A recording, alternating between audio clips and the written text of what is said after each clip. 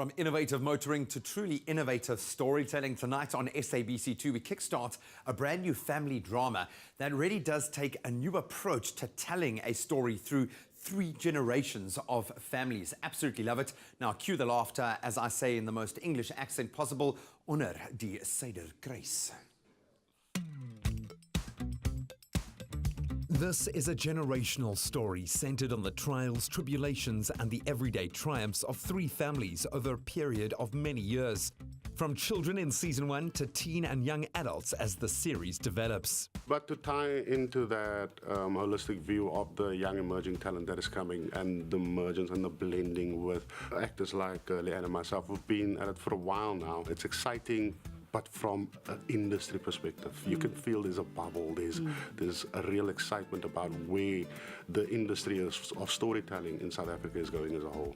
Jazz Normington is a saxophone player, so his reference of the real world is not really a credible reference in the sense that he views everything from that magical, fantastical point of view, even though the streets are burning.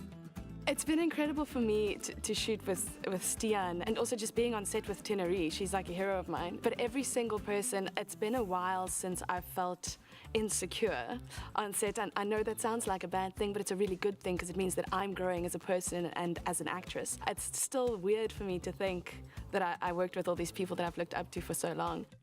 Coming in as a newbie, I love playing. I play opposite Stian Bum most of the time because our characters, we work together, we study together. I love it. I learn so much from him. He's such an amazing actor and he's not a selfish actor. He helps me give my best. In the first season, we meet most of the main characters as children in the 80s, establishing their parents' influence during the early years. Later, as teenagers and young adults, we begin to recognize all the major trends which will echo through their lives. It's kind of a coming-of-age story that follows 3 different families, and the family that I come from is a single-parent family. Sky lost her mum when she was very, very young. Therefore, I think her dad tried to overcompensate a little bit. He's very busy, he's a businessman, and she is highly educated. So she had private schooling at home, homeschooling, progressed academically very, very quickly.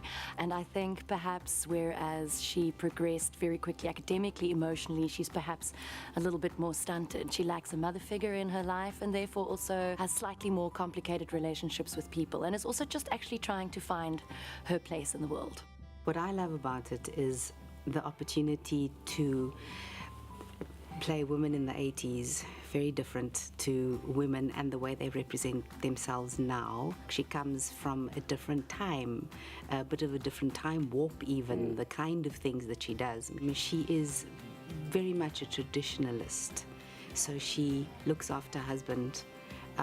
They are very aware of the fact that you know, women like that, they're a bit of a dying culture in today's age, and also just to show that it did work back then. I think then also what happens is that there is a connection between the viewer, the story, and the actor playing the story that helps to solidify and cement who we are as people, because at the end of the day, stories have the impact, I believe, to change even a mind, a heart, an idea.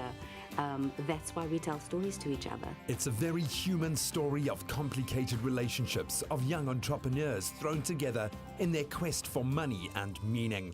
On Onder Die Suiderkruis, tonight at 7 on SABC2.